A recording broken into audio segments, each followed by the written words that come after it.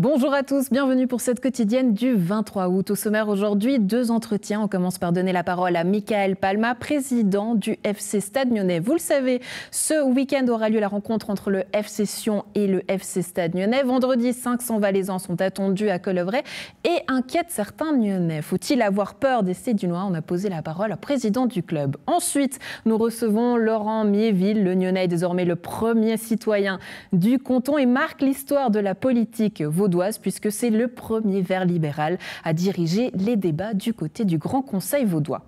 En sport, on navigue avec Fred Moura et Maurice Gué. Ce week-end, sur le Léman, 150 voiliers participeront à la 50e Six Translémanique en solitaire. On leur donnera la parole. Et puis on terminera en culture et en musique avec les variations musicales de Tannay qui vivent leur 14e édition. On vous emmène au concert. De ton côté, Alexandre, que fais-tu aujourd'hui? Où es-tu?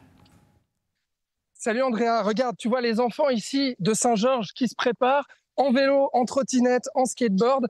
Et ben en fait, pour inaugurer ce pump track de Saint-Georges, je vais pas te le montrer tout de suite, mais tu sais, c'est là où justement on peut prendre des vagues et puis surfer ici sur des murs de béton. Donc Saint-Georges, la commune ici qui va inaugurer ce pump track ce samedi. Et du coup, on va en parler avec David Mignot qui est avec moi et qui est le municipal en charge des bâtiments. Bonjour David. Bonjour. Alors à tout à l'heure, vous faites du skate ou pas? Un petit peu, ouais. Bon, on va voir ça. Voilà. Et puis en attendant, regarde, cette place de jeu et place de fitness, les travailleurs sont au chaud, ils sont déjà en train de s'activer pour tout finir avant la fête de samedi à Saint-Georges. Très bien, à tout à l'heure Alexandre, merci beaucoup.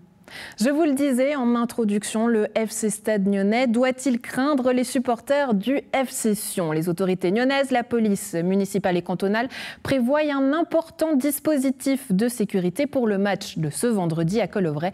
Après les bagarres vendredi passé à Carouge au terme du match de Coupe de Suisse entre Étoile Carouge et Sion. Alors que 500 fans sédunois sont attendus, l'inquiétude monte. Alexandre recevait sur ce plateau le président du club nyonnais, Michael Palma, qui se voulait lui plutôt rassurant.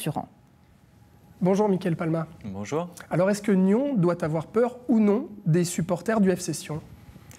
Non, bien sûr. Je pense que nous ne devons pas avoir peur des supporters du FC Sion. Au contraire, c'est une fête qu'on attend avec plaisir. C'était une réelle motivation de cette promotion, c'est de pouvoir justement faire de tels matchs avec du public. La grande force de Sion finalement, et le grand défi pour tous les clubs de Challenge League, c'est que Sion, à quelque part, se sent à la maison lorsqu'ils jouent à l'extérieur. Il y a une telle présence, une telle ferveur. Et je pense que c'est ce qu'il faut empêcher quelque part. C'est assez stratégique. Mais c'est pour ça que les Nyonnais doivent venir et les habitants de la côte venir nous soutenir. Mais vous comprenez que les Nyonnais puissent être inquiets au vu de ce qui s'est passé justement à Carouge le week-end passé et au vu de cet article qu'on a lu dans la presse. Vous comprenez que les familles et les supporters puissent être inquiets de se déplacer vendredi soir? Bien sûr, c'est une évidence, comme on peut être inquiet de suivre n'importe quel match en Super League où il y a des défis qui sont sécuritaires, qui sont plus importants. Je peux l'entendre, toutefois, je fais appel à la confiance des habitants de la région, qu'ils sachent que nous avons des concepts de sécurité internes en place, des concepts de sécurité au niveau de la commune et un concept de sécurité au niveau cantonal. Justement, alors qu'est-ce qui est mis en place, Michael Palma, pour éviter des débordements avec des hooligans? Disons le mot. Eh ben, je ne vais pas parler au nom de la police. Ils ont des systèmes de sécurité qui doivent demeurer de toute façon secrets et discrets pour des raisons évidentes. Mais les supporters viendront par car ou par train. Il y a des cortèges qui sont organisés donc afin d'assurer la sécurité entre la gare, les lieux d'arrivée et Colovray. Et puis tout le long du cortège et du passage de ces gens, une sécurité appropriée pour éviter des prédations aux commerçants de Nyon. Ça, c'est une évidence. Quelle est la responsabilité, justement, pour le Stade Nyonnais, voilà. Effectivement, c'est là où vous alliez. Quelle est la responsabilité pour un club comme le Stade Nyonnais quand il y a justement ce genre de risque? Comment on fait pour les éviter? Je pense qu'il y a 2 niveaux de gestion de risque pour nous. Il y a le niveau de gestion de risque au sein du stade, qui est notre entière pleine responsabilité. Il y aura entre 30 et 40 stadiers, une entreprise sécurité externe avec laquelle nous travaillons maintenant. Et puis, il y a une deuxième gestion des risques avec laquelle nous travaillons, qui est celle de se poser des questions. C'est-à-dire que si un match devait devenir potentiellement dangereux, par la présence d'hooligans qu'on ne pourrait pas contenir, nous avons la possibilité de ne pas faire le match. Nous avons la possibilité de proposer de faire le match auprès de l'autre équipe. Nous avons la possibilité de déclarer forfait, qui sont des possibilités qui existent et qui permettrait de protéger tout à chacun. Et qui d'ailleurs pourrait être aussi conseillé. C'est en tout cas ce qu'on lit dans l'article, c'est qu'au vu des coûts potentiels que cela peut engendrer pour le Stade Lyonnais, pour la ville de Nyon, il pourrait être préférable justement d'annuler ce type de match. Qu'en est-il justement? Est-ce que vous avez évalué ces risques? Nous avons évalué ce risque qui est également financier et nous pensons qu'il est acceptable. On parle de 500 supporters sédunois. Ce ne sont pas 500 hooligans qui vont venir à Colovray, donc il faut qu'on soit clair là-dessus. Nous avons fait notre évaluation des risques avec toutes les parties prenantes et nous jugeons que effectivement il y a une part de risque, mais nous avons tous vu une partie plaisir et une partie de beau spectacle bien plus importante que celle des risques. Qu'est-ce que ça coûte concrètement au Stade Lyonnais en fait, de prévoir ces risques-là au niveau de la sécurité? Combien ça coûte aujourd'hui et combien ça pourrait coûter si on devait renforcer ce système-là? Il y a des frais fixes que le club supporte, qui sont de notre sécurité interne, qui se montent à entre 60 et 70 000 francs par année. Et ensuite, il y a les coûts externes qui sont une inconnue, puisque nous recevons les factures après les matchs. Pour la venue de 500 supporters, on ne parle pas de coûts insupportables pour notre club. Et je réagis par rapport aux propos de notre responsable sécurité. Jamais le Stade Lyonnais ne déposera le bilan à cause des frais de sécurité. Ça fait partie d'un budget, quelque chose qui est totalement tolérable pour nous et notre santé financière. Cela dit, nous ne minimisons pas l'impact de ces problèmes de sécurité. Je mets en avant en effet la fête, parce que je pense que c'est un match qu'il faut gagner à domicile, ce qui nous fera plaisir évidemment. Mais il y a aujourd'hui quelques risques identifiés sur lesquels nous allons devoir être particulièrement vigilants. J'en pense à deux particuliers. La réaction de certains supporters en cas de défaite du FC Sion. Ce que je souhaite notre victoire évidemment, mais pas d'éventuels débordements. Et puis une autre question, un point encore ouvert, c'est que nous souhaitons que ces supporters prennent leurs billets en avance. Vous savez, les bouchons qui se font dans le secteur visiteur lorsqu'il y a des dizaines de supporters qui ne veulent pas payer, ça pousse aux portes. Ce sont deux risques qu'on va devoir gérer vendredi soir. Est-ce que vous avez des craintes quant à la billetterie justement de ce match qui a lieu vendredi soir? Est-ce que vous pensez que à la fois les événements du week-end passé, cet article de presse, peuvent justement décourager? Est-ce que vous craignez pour la rentabilité de votre billetterie vendredi? Non, franchement, je ne le crains pas. L'article que j'ai lu après le match de Carouge était assez négatif et je ne sais pas s'il représentait la réalité de dire que des supporters attaquaient des familles comme ça sans défense et attaquaient des enfants. Je pense qu'on a aussi compris qu'il y avait une part de provocation de la part de certains supporters. Genevois, Grenat, qui était présent à Carouge, qui est plus logique. Nous ne souhaitons effectivement pas que ces mêmes supporters viennent à Nyon. Je pense qu'il y a moins de risques et de sens qu'ils viennent à Nyon chercher cette querelle et cette confrontation. Le risque, c'est tout ce qui se passe autour aussi. Hein. Le parcours des supporters, le fait qu'ils rentrent à la maison, c'est en dehors du stade. Voilà. Mais je peux m'exprimer réellement que c'est ce qui va se passer à Colovray vendredi soir. Pour tout le reste, j'ai pleinement confiance en les autorités communales et cantonales qui ont largement l'expérience. Encore une fois, ce sont des dispositifs qui doivent demeurer secrets, dont je n'ai aucune légitimité pour parler. Justement, j'allais vous demander, alors vous nous avez parlé effectivement du travail que vous menez en ce moment avec la police cantonale, la police de Nyon, mais qu'en est-il avec les autorités locales, avec la municipalité de Nyon? Est-ce qu'aussi il y a des réunions justement qui sont faites entre le club et la ville? Bien sûr, c'est les plus utiles d'ailleurs, parce qu'il y a des compétences à la ville de Nyon, une gestion d'événements, et vous connaissez le nombre d'événements qui sont faits, et d'envergure qui sont faits à Nyon. Il y a une connaissance de gestion des événements sécuritaires qui est très élevée. Donc du conseil pour les Vauban, pour les barrières, des conseils très logistiques et techniques. Nous avons en face de nous des interlocuteurs très forts et très pros. Donc nous sommes preneurs en effet de toutes ces informations-là. On les traduit au maximum sur une réalité de terrain, d'infrastructure, mais il y a une compétence très forte au sein de la commune pour gérer ce type d'événement. Michael Palma, on parle de gestion de crise, hein, parce que là, on parle d'événements qui se sont passés, on a peur justement potentiellement de ce qui pourrait arriver, mais plus largement, prenons un petit peu de la hauteur sur justement ces débordements qui arrivent en fait toute l'année. Et pas qu'ici, pas qu'à Genève, pas qu'à Sion, un petit peu partout, on voit des débordements dans le milieu du football avec les supporters, les hooligans, les ultras. Comment prévenir de ces risques-là? Comment justement arriver à faire machine arrière et à calmer les ardeurs en fait dans ce sport? C'est une question que de nombreux présidents, propriétaires de clubs, autorités locales, des fêtières comme la FIFA, l'UEFA ou en Suisse l'ASF, c'est un problème récurrent qui vient. Je ne vais pas vous proposer une réponse aujourd'hui. Néanmoins, il y a un élément que je voulais partager, c'est celui de... Le foot, c'est un sport social. Et c'est un reflet de la société. Dans notre société, il y a de la violence, il y a des insultes, il y a une crise identitaire qui est renforcée par des éléments économiques ou des façons de vivre. Et ces crises identitaires sont très exacerbées par le foot. D'être valaisan, d'être genevois, d'être vaudois. Je pense que c'est un travail que tout à chacun de faire, de se sentir avant tout peut-être suisse et un être humain, et d'arriver à partager du foot et du spectacle. Et je pense que c'est au club de foot de proposer un spectacle et diminuer ces crises identitaires et ces problèmes d'identité. Le deuxième élément, ils en parlent, la SFL en parle régulièrement, sont les sanctions. Quelles sont les sanctions que l'on peut appliquer à un club responsable de ces... Ils ne sont pas une responsabilité directe à ces hooligans, mais qui représentent le club. Quelles sont les sanctions directes qui pourraient être appliquées? Il y a certaines amendes qui sont faites. Certains parlent à terme d'enlever des points. De nouveau, l'exercice est très limitatif parce que que peut faire, par exemple, M. Constantin avec ces supporters-là? Quel est son pouvoir légal, sa responsabilité? C'est difficile de la définir aussi. Hein.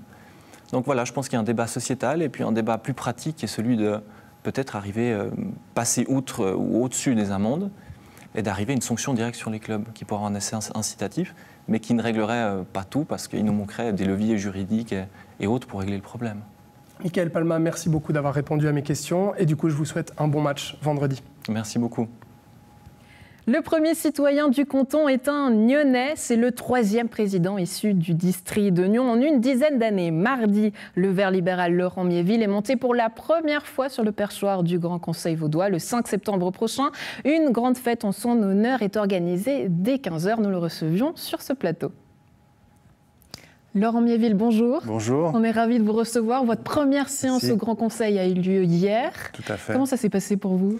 C'était très sympathique. J'étais un petit peu nerveux, ça c'est normal, mais je m'étais bien préparé, donc tout s'est très bien passé. Ouais, moins d'émotion que lors de la passation, je crois. Hein. Oui, alors là c'était un petit peu plus l'émotion parce que ma famille était là et en m'adressant à ma femme et aussi à ma famille, en parlant aussi de mes parents et de ma mère qui est décédée, ça m'a un petit peu... L'émotion est un peu remontée, mais c'était juste passager, mais c'était aussi sympa de reconnaître l'impact que la famille a eu sur moi. Ouais, l'impact notamment de votre femme, qui a eu notamment un rôle dans votre carrière politique. On va en parler d'ici quelques instants dans cette interview, mais j'aimerais revenir déjà sur votre rôle de président. Alors pour rappel, c'est à lui d'établir l'ordre du jour, de mener la séance lors de cette séance du Grand Conseil. Un rôle pivot qui peut faire également la balance entre l'exécutif et le législatif. Mais quels seront pour vous les temps clés, les temps forts de cette législature ?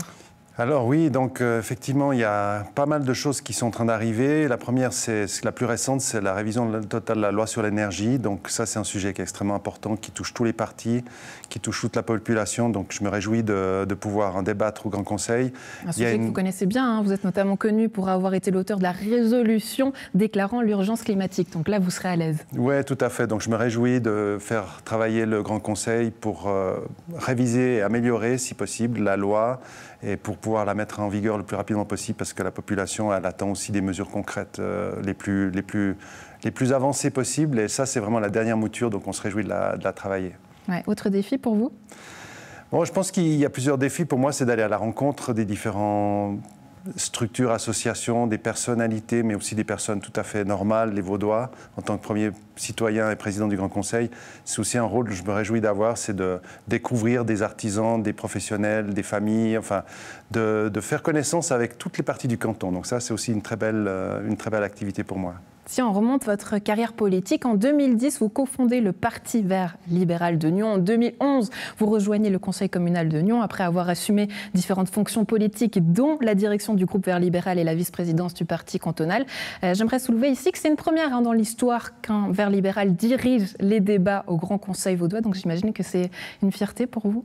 Oui, c'est un aboutissement. Je pense qu'il y a eu un gros travail de la part du parti aussi pour être reconnu comme étant un parti important. On n'est pas très grand, on représente à peu près 10% de la force politique actuelle du Grand Conseil.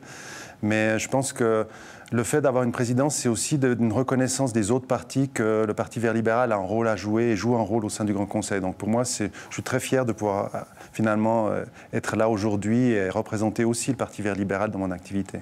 Ouais, ce Parti vert libéral que vous avez également représenté à Nyon, hein, vous avez démissionné en 2019 pour vous concentrer sur votre rôle de député. Et puis votre femme, on en a parlé tout à l'heure, Michèle Miéville-Bondel, qui a également siégé au conseil communal. Elle a un rôle important dans votre carrière politique, puisque vous êtes lausannois d'origine. Vous êtes venu à Nyon par amour. Oui, alors c'est un peu ça. J'ai grandi dans la région lausannoise. J'ai fait mes classes tout autour de Lausanne, à Écublanc, après à l'EPFL. Après, je suis parti à d'autres endroits. Mais ma femme est vraiment celle qui m'a d'abord amené à Nyon. Donc j'ai découvert Nyon. J'ai ensuite appris à aimer la ville. J'ai aussi tenu un stand à Paléo. Donc j'ai commencé à jouer un rôle de Nyonnais classique, je dirais, être actif un petit peu dans les activités de la ville. Et puis à un moment donné, j'étais quand même un petit peu hésitant parce que je trouvais que je travaillais à l'extérieur de Nyon, mais je ne connaissais pas ce qui se passait à Nyon. Ma femme m'a dit, écoute, j'ai été au conseil communal, mon beau-père était au conseil communal, pourquoi tu ne ferais pas la même chose? Donc c'est comme ça, c'est elle qui m'a encouragé à finalement faire un peu de politique, c'est quelque chose que je n'avais pas du tout prévu de faire en fait. Donc c'est grâce à elle que cette vocation politique, cet engagement est né? Tout à fait, ouais. Donc c'est là que j'ai découvert le conseil communal. Ensuite, j'ai appris à apprécier aussi le travail politique et de fil en aiguille, je suis arrivé ensuite au Grand Conseil. Donc je pense que sans ce souhait d'aller à la rencontre des Nyonnais, sans avoir été finalement quelqu'un de l'extérieur qui voulait rencontrer un peu les Nyonnais qui faisaient Nyon, j'aurais jamais fait de politique. Donc je dois aussi remercier cette opportunité d'être venu à Nyon. Puis c'est ça qui m'a un petit peu motivé à me lancer dans la politique. Ouais, quel regard vous avez porté sur cette ville la première fois que vous avez vu Nyon? Vous vous êtes dit quoi? Que c'était une très belle ville avec cette histoire romaine. Et moi, venant de la banlieue lausannoise, je connaissais surtout cette région-là, donc aussi la côte que je connaissais mal. Et non, j'ai vraiment apprécié. Comme je travaillais aussi un moment à Genève et à Lausanne, c'était aussi un complément naturel que de découvrir toute la côte et toute la partie aussi entre Morges et je dirais Coppet, de tout le canton de Vaud qui se trouve à cet endroit-là. C'est très sympathique. Ouais, une carrière notamment à Genève, en tout cas un passage au niveau des études. On sait que vous avez fait des études d'ingénieur physicien à l'EPFL, ensuite des recherches à Genève, vous l'avez mentionné, mais aussi à l'université de Stanford. Vous avez fondé plusieurs sociétés, notamment coécrit un livre publié en 2010, From Science to Business, à l'image un peu de votre patte, Laurent Miéville, puisque c'est une volonté pour vous de créer des ponts entre la science et l'économie. Pourquoi ? Je pense que je suis quelqu'un qui est assez curieux, qui aime bien rencontrer les gens et qui aime faire des choses dans différents environnements. Donc c'est vrai que j'ai fait beaucoup de recherches, mais je n'avais pas l'impression que je trouvais vraiment un épanouissement dans quelque chose de très spécifique, très pointu. Et j'étais plutôt intéressé dans l'innovation. Comme j'ai passé du temps en Silicon Valley, j'ai aussi découvert le potentiel qu'il y avait de mettre en contact des gens dans des entreprises avec des gens dans les universités pour faire ensemble des innovations. Donc j'étais très motivé de revenir en Suisse pour appliquer ce que j'avais vu dans la Silicon Valley. Le rôle du politique dans tout ça, ça sera lequel? Est-ce qu'il arrive aussi à faire ces passerelles, à faciliter peut-être les discussions entre ces deux mondes? Oui, alors tout à fait. On a aussi au sein des Verts libéraux dans mon groupe, on a des entrepreneurs, on a des gens qui travaillent dans des startups. Donc j'ai aussi, parmi d'autres interventions, j'ai essayé de m'assurer que les conditions cadres du canton étaient favorables pour les startups et s'assurer aussi que les gens qui se lancent dans les startups puissent rester dans le canton de Vaud le plus longtemps possible parce que ça apporte beaucoup de valeur ajoutée, que ce soit en emploi, mais aussi en impôts et en produits innovants sur le marché. Ouais, le travail en équipe est quelque chose de très important pour vous, je crois. Oui, ça aussi. Alors, de nouveau, j'ai beaucoup de plaisir à travailler avec beaucoup d'autres personnes et j'ai eu la chance de former l'équipe à l'Université de Genève qui faisait du transfert de technologie. Donc, pendant les 15-20 ans que j'ai agi dans cette fonction, j'ai pu construire mon équipe et donc c'est aussi un privilège pour moi de travailler avec les gens que j'ai pu choisir. C'est vraiment fantastique. Ouais. Ouais. À l'inverse, en politique, on ne peut pas choisir. C'est le peuple qui choisit. Donc, comment est-ce que vous arrivez à concilier ça ? Voilà, c'est aussi des rencontres de gens justement que je n'aurais pas croisés. Moi, je pense qu'il y a 2 moments dans ma vie où j'ai vraiment interagi avec des gens très différents de moi. C'était à l'armée, parce que j'avais aussi, je me suis retrouvé avec des gens que je n'aurais pas croisés dans mon parcours. Et à la politique, c'est aussi enrichissant parce qu'au Grand Conseil, c'est des personnalités, c'est des gens qui viennent toutes et tous avec un bagage, avec une région qui vient avec eux. Donc, c'est très enrichissant de parler avec ces gens parce qu'on apprend plein de choses sur tout le canton, en fait. Ouais, si on revient sur cette législature, elle se terminera en 2027, après votre carrière à la députation. Est-ce que vous visez le Conseil national ? Alors, je suis candidat sur les listes du Conseil national même pour cet automne. C'est clair que pour tout politicien, c'est aussi un aboutissement d'être au niveau national après. C'est pas actuellement, vu que je suis président du Grand Conseil, c'est pas du tout pour moi une priorité en fait. Je participe parce que je pense que les gens apprécient de voir aussi le président du Grand Conseil sur une liste, mais je ne suis pas dans une campagne active. Je vais soutenir les 2 personnes de notre parti qui sont actuellement conseillères et conseillers nationaux. Et puis on va essayer de vraiment se battre pour conserver, si possible, augmenter le nombre de sièges qu'on a à Berne. Ouais, à Nyon, si on s'intéresse à l'actualité, c'est évidemment la suite de la législature. On sait que Daniel Rossella ne se représentera pas pour la législature suivante. On a souvent entendu dire que Laurent Miéville, vous seriez un potentiel exécutif, peut-être municipal ou exécutif, syndic. Est-ce que ça vous intéresse ? Alors, j'en ai parlé aussi avec Daniel et avec des gens autour de moi. Et puis, bien sûr que les gens me posent la question. Personnellement, je ne suis pas vraiment dans cette direction actuellement. Je dirais que le législatif me convient bien. Justement, aussi le présider le Grand Conseil, c'est quelque chose que je sens que j'ai vraiment du plaisir à faire. J'ai toujours aussi cette équipe à l'Université de Genève qui maintenant, pendant une année, j'ai pris un congé, mais je n'ai pas prévu nécessairement de quitter cette équipe-là. Donc, ce n'est pas dans mes plans, je dirais, je n'ai pas d'ambition dans ces directions-là. Après, voilà, on ne sait pas ce que la vie nous réserve, mais pour moi, pour l'instant, je vais me concentrer dans le Grand Conseil, dans mon travail de président. Et non, je n'ai pas de plan ni à moyen ni à long terme de passer dans un exécutif communal. Ouais, mais c'est intéressant cette manière de fonctionner, c'est-à-dire que vous fonctionnez avec l'avis des autres, l'avis de Daniel Rossella ? Oui, on interagit beaucoup parce qu'on travaille ensemble sur la cérémonie qui sera celle du 5 septembre sur la cérémonie de la présidence du Grand Conseil. Donc, on a l'occasion d'échanger aussi sur ce qui se passe un petit peu dans son environnement politique. Après, je pense que voilà, je suis heureux dans mon travail politique actuel. C'est plutôt une question d'envie, question aussi de travailler avec des équipes avec lesquelles je m'entends bien. Donc, je dirais, on va continuer avec le Grand Conseil, je vais me focaliser là-dessus, puis on verra, peut-être dans quelques années, j'aurai un autre avis, mais pour l'instant, non, ce n'est pas une priorité pour moi, d'aller dans une municipalité. Cette grande fête du 5 septembre, vous en avez dit quelques mots, une fête prévue en votre honneur, une fête très protocolaire. Alors pour le programme, une partie officielle qui débute à 15h à la salle communale de Nyon. Dès 16h30, un cortège dans la ville de Nyon, des démonstrations des milices audoises. On l'a dit, quelque chose de très protocolaire, mais qu'est-ce que ça représente pour vous, Laurent Miéville ? Bon, c'est un grand honneur d'être un petit peu le centre d'une fête telle que celle-ci, avec beaucoup de personnalités. Je pense que pour moi, c'est un peu intimidant d'être tout d'un coup. C'est pas quelque chose que j'ai l'habitude d'être, mais j'ai du plaisir de pouvoir surtout rendre cette fête la plus populaire possible. Et donc d'associer les communes du district, d'associer la population, qui pourra aussi être présente d'ailleurs dans la partie officielle à 15h, où on a prévu des espaces aussi pour accueillir la population, pas seulement les officiels. Donc le but, c'est de faire de cette fête vraiment quelque chose de plus populaire possible pour les Nyonnais, mais aussi pour les gens du district de Nyon, et même plus large au niveau du canton. Ouais, pour le district de Nyon, c'est quelque chose d'assez extraordinaire, puisque vous êtes le 3e président issu du district en une dizaine d'années, ce qui prouve qu'il y a quelque part quelque chose d'extraordinaire, à tel point que vous avez voulu marquer l'histoire en commandant une œuvre à l'artiste Marion Giranec, dont on va voir justement quelques images. Pourquoi cette trace ? Alors voilà, dans mon travail de président du Grand Conseil, c'est aussi de mettre les gens en avant. Et donc j'avais déjà repéré depuis quelques années le travail de certains artistes qui me plaisaient bien. Et j'ai trouvé que cette présidence du Grand Conseil, ça leur permettait aussi de leur donner une visibilité peut-être un peu plus grande. Et avec Marion Giranec, c'est quelqu'un que j'apprécie depuis beaucoup d'années, que j'achetais ses cartes, je voyais ses tableaux, elle faisait un calendrier annuel que j'offrais à mes amis. Et je me suis dit, il faut qu'on fasse peut-être quelque chose ensemble. Donc j'étais la voir, j'ai parlé avec elle, je lui ai expliqué un peu la démarche, puis ça lui a bien plu.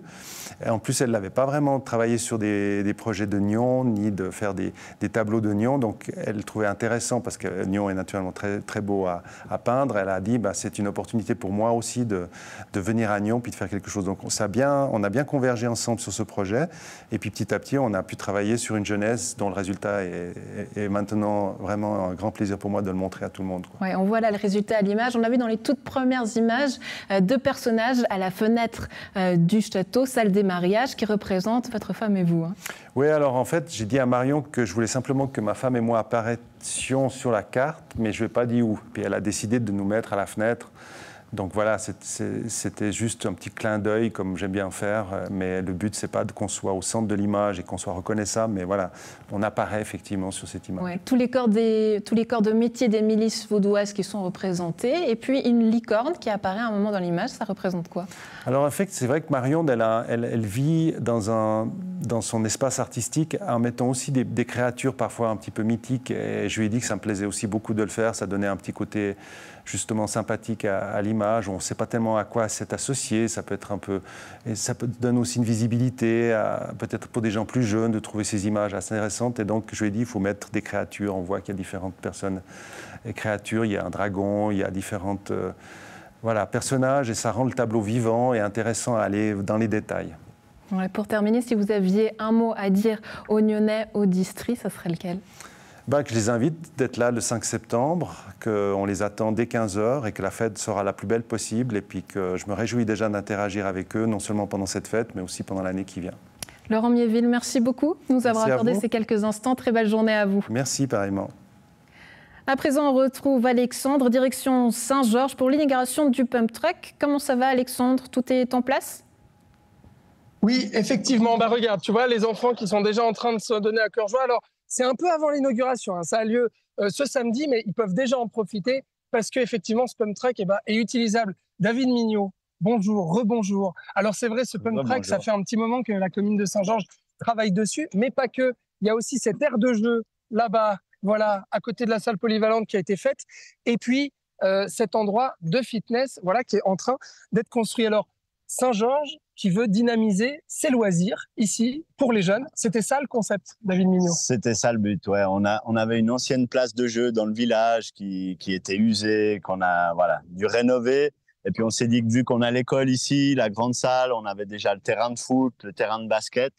On a profité de développer cette zone-là et on a rajouté du fitness pour un peu tout âge, parce que c'est vrai que ça convient à des gens... pas forcément qu'aux jeunes, on a fait un coin de pétanque aussi. Et puis là, ce pump track, c'était vraiment un plus qui va pour le skateboard, les trottes, les rollers, pour tout le monde. Puis c'est le but d'avoir un peu toutes les générations qui se croisent, avoir un joli pôle sympa, sport et voilà, pour la famille. Avec donc un investissement, je le rappelle, 425 000 francs au total pour tout cet espace de loisirs. Bon, on voit les enfants qui s'amusent. On rappelle juste, le pump track, c'est quoi en fait? Alors, c'est un peu comme un skatepark. Le but, c'est de pomper. Voilà, il pompe avec les bras et les jambes. Et le but, c'est de ne pas pédaler du tout. Donc, on arrive à faire le tour autant de fois qu'on veut, sans jamais pédaler. Puis, avec l'expérience, on peut sortir des courbes, faire des figures. Et puis, on a aussi un gros bol au milieu qui fait un petit peu comme une rampe de skateboard. Ouais. Et voilà, et on a fait un petit plat aussi pour du street. Voilà.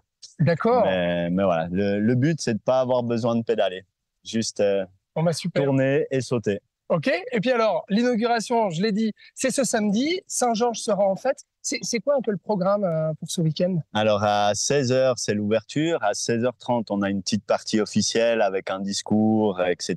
On va faire une petite démonstration, mais avec les enfants du village. Et puis, on va essayer les plus anciens aussi. Ouais. Et puis après, le soir, nous, on suit avec un cinéma open air, au fait. On a profité de faire une journée, inauguration de tous les aménagements autour de l'école et de notre grande salle. Et puis le soir, on fait un cinéma open air dans les champs ici, en espérant voilà, donc sur le terrain de foot. Voilà, sur le terrain de foot, en espérant que la météo... C'est quoi le film? Elle joue. C'est Le Tour du monde en 80 jours. Ah voilà, le Tour du monde en 80 jours. Pour tout âge. Voilà, pour tout âge. Et pour les enfants, alors de Saint-Georges et d'ailleurs, parce que je crois que la volonté, c'est aussi en fait, que tous ces terrains-là profitent aussi aux jeunes des communes avoisinantes, c'est ça? Exactement, ouais, c'est ouvert à tout le monde. Et puis le cinéma, c'est aussi gratuit. Et il y a la jeunesse de Saint-Georges qui va faire un petit bar et puis qui va faire des grillades pour tout ce beau monde. Bon, et alors, il fait très chaud, mais quand je suis arrivé ici, David Mignot, vous étiez avec les employés communaux, la main à la pâte, hein. Voilà. C'est-à-dire que tout le monde œuvre là pour travailler, pour terminer cet espace de fitness. Voilà, le but, c'est de finir dans les temps pour samedi. On va finir tout ce qu'on peut. Ouais. Mais voilà, et ça me fait plaisir de participer à tout ça aussi physiquement. Voilà. Bon, j'espère que vous vous hydratez bien. Courage en tout cas avant samedi. Merci aux enfants de Saint-Georges. Merci les enfants de nous avoir fait cette démonstration. Beaucoup. Voilà, waouh! Ah ouais, ça, je suis pas capable de faire, Andrea. Mais du coup, je viendrai peut-être m'entraîner à ce pump track de Saint-Georges. Ce sera peut-être l'occasion de m'y mettre. Oui, très bien. On attend de voir tes exploits sur le skate. Ça n'avait pas très bien fonctionné d'ailleurs la dernière fois. Très belle journée à vous deux. À très bientôt. Fred Moura, Maurice Gué, je vous en prie, venez me rejoindre sur ce plateau avec vous. On va parler voile et plus précisément de la 50e Six Translémanique en solitaire qui attend 150 voiliers ce week-end sur le Léman. Bonjour messieurs. Bonjour. On est ravis Bonjour. de vous avoir prêts. Prêt. Ouais, malgré la canicule.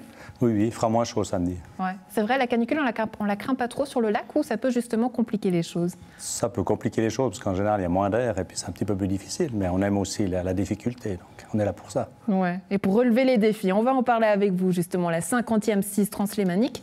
C'est quoi sa particularité? C'est quoi la particularité de cet événement?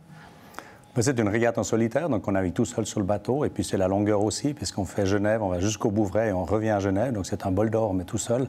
Et puis évidemment, il y a toutes les difficultés de navigation de nuit. Il peut y avoir les orages, le vent suivant les conditions. Donc c'est vraiment une belle régate d'endurance et de performance. Ouais, Fred, c'est quelque chose que vous avez connu, je crois d'ailleurs en 1991. On va voir une photo qui va vous rappeler quelques souvenirs.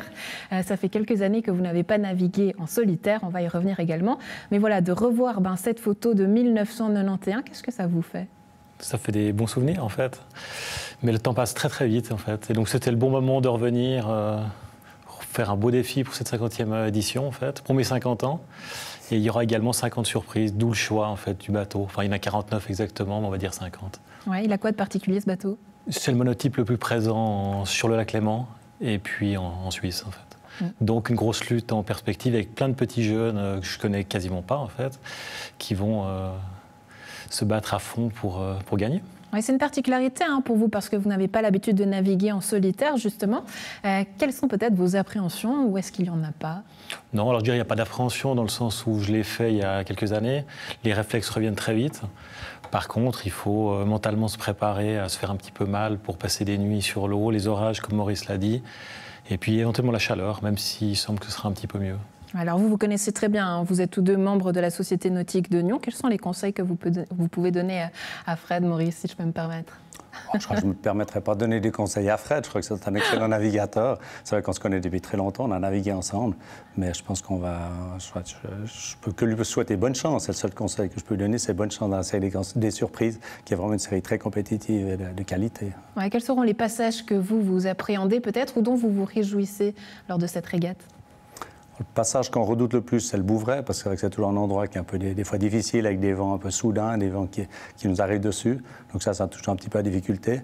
Et puis le plaisir, c'est quand on revient, quand on rentre dans le petit lac, parce qu'on rentre chez nous et puis on voit l'arrivée. Donc ça, c'est toujours un moment de plaisir. Et puis on se laisse aller au paysage, c'est ça? Quand on rentre chez nous, on se laisse aller au paysage, c'est ça? Non, on n'a pas tellement le temps, mais c'est disons qu'on sait qu'on revient à la maison. Et puis c'est vrai qu'après, il y a des moments magiques, c'est le coucher de soleil, le lever de soleil, des fois les nuits qui sont magnifiques. Donc il y a plein de moments qu'on apprécie dans ces régates. Ouais, autre particularité, c'est le fait que plusieurs femmes participent cette année à l'événement, 10 femmes. Qu'est-ce que ça dit finalement de ce milieu sportif qui évolue? Bon, on aimerait qu'il y ait encore plus de femmes en fait. 10 c'est bien, mais je pense que c'est pas suffisant. On a la chance d'avoir un sport qui essaie de plus en plus mixte en fait, notamment dans les séries olympiques où il y a des séries où ils naviguent hommes-femmes sur le même bateau. On aimerait qu'il y ait plus de monde parce que techniquement les femmes naviguent très très bien et ont leur place dans notre sport. Ouais, qu'est-ce qui fait que peut-être on n'ose pas encore assez prendre sa place? Mais je pense qu'il y a une difficulté aussi de la disponibilité des bateaux. Souvent, c'est vrai que c'est plutôt les hommes qui sont propriétaires des bateaux. Les femmes doivent trouver des bateaux. Mais c'est vrai que, comme Frédéric le dit, c'est vraiment des très bonnes compétitrices. Et puis on a du plaisir à les avoir sur l'eau et de naviguer avec eux ou contre elles. Mais voilà, je pense que effectivement, il faut qu'on fasse de la promotion pour que les femmes naviguent de plus en plus. Et dans les équipages mixtes, il y a toujours plus d'équipages mixtes aussi qui participent aux autres régates. Mais la solitaire, c'est un défi à se lancer. Il faut qu'on soutienne en tout cas ces défis féminins. Ouais. Fred a mentionné tout à l'heure ces petits jeunes, pour reprendre votre expression. Justement, est-ce qu'aujourd'hui, il est facile de naviguer sur le lac? Est-ce que c'est un sport qui devient accessible à tout le monde? De quel œil vous voyez ça? Non, je pense que techniquement, c'est assez facile de trouver des équipes si on est un peu motivé, si on a de la disponibilité en temps. D'ailleurs, beaucoup de bateaux cherchent du monde pour naviguer. Après, il faut réussir à s'engager un petit peu sur la durée, pas seulement quand les conditions sont bonnes, mais sur la saison en entier, en fait. Mais il y a des possibilités, au travers des différents clubs, des écoles de voile, des particuliers, de pouvoir embarquer sur des bateaux, en fait. Ouais, Et de faire ses armes, en fait. Ouais, faire ses armes sur les bateaux. Le choix du bateau, c'est toujours aussi un moment qui est particulier. Maurice, sur quoi est-ce que vous allez naviguer ?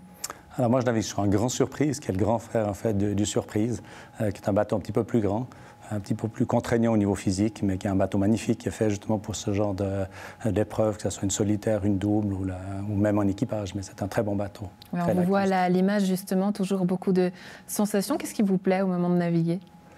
Alors, c'est la compétition, mais c'est surtout de jouer avec les vents, puisqu'en fait, on a un terrain de jeu qui est mouvant, qui est mobile, qui n'est jamais le même. Le lac peut changer, les vents sont différents. Puis c'est cette recherche de la performance, d'essayer d'ajuster au mieux nos voiles pour faire avancer le bateau. Au niveau tactique aussi, de se placer de la meilleure des manières possibles pour que le bateau avance ou qu'on soit mieux placé que nos concurrents. Et puis, c'est ce côté aussi, cette adrénaline aussi, de ne pas savoir ce qui va arriver quand il y a comme ce week-end, nous annonce un peu les orages, on ne sait pas ce qui va arriver, quelles sont les conditions, donc c'est toujours des moments assez intenses. Ouais. À quoi est-ce que vous faites attention, vous, Fred, en ce moment ? C'est plutôt les vents, comme on l'a dit, du côté de Maurice. Est-ce que c'est cette chaleur ? Bon, c'est vrai qu'il y a un grand travail cette semaine par rapport à la météo, essayer de suivre un petit peu comment la météo évolue pour se préparer au mieux, je dirais mentalement, s'il fait très chaud. Il pourrait faire froid, on ne sait jamais, sur la nuit. Et puis ce travail-là se prépare vraiment en amont sur les 4-5 jours qui précèdent la course.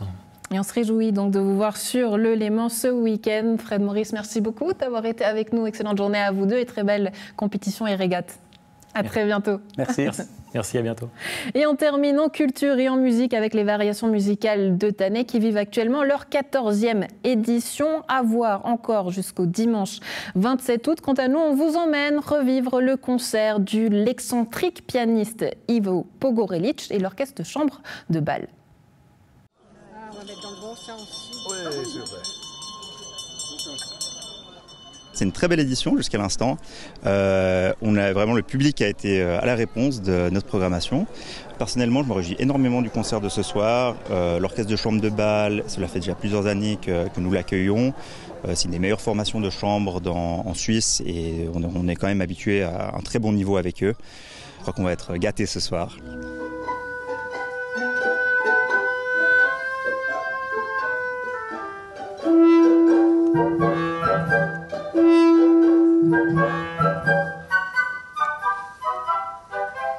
C'est l'orchestre de chambre de Bâle.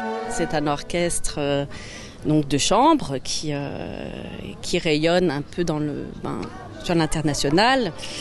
Et je crois que sa spécificité, c'est vraiment cette joie, cette énergie de jouer. Et on joue aussi avec des instruments historiques. Et par exemple, pour nous, les cordes en boyau, des archets, les différents archets selon les époques que l'on joue. Nous avons prévu une ouverture de Bennett qui s'appelle Naïade. Ensuite, le deuxième concerto de Chopin pour piano, joué par Ivo Pogorelic. C'est un spécialiste de Chopin. Il se consacre uniquement à ce deuxième concerto de Chopin depuis plusieurs années. Et nous avons déjà joué plusieurs concerts avec lui. On finit en beauté à Tannay. Après la pause, nous jouerons une symphonie de Mendelssohn.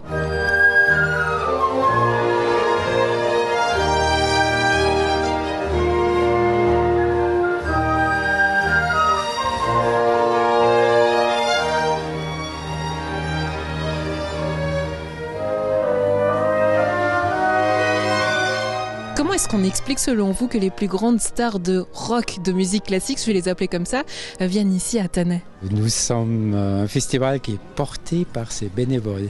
C'est 45-50 bénévoles qui sont là chaque fois pour accueillir le public, mais aussi pour les artistes. Et pour les artistes, c'est très important et non négligeable de connaître un accueil sympa, qu'on les entoure, qu'on les choisit, qu'on leur explique. On est toujours extrêmement bien accueillis à Tannay. C'est une grande joie pour l'orchestre de venir jouer ici. On voit qu'il y a une équipe derrière qui est extrêmement investie. Ça rend ce festival particulier pour nous.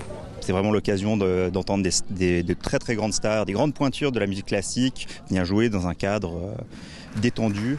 Et au final, je pense que ça c'est un peu l'essence de la musique et c'est aussi l'essence du festival. Et c'est déjà terminé pour aujourd'hui. Un plaisir d'avoir été en votre compagnie. On se retrouve demain. Bonne suite de programme.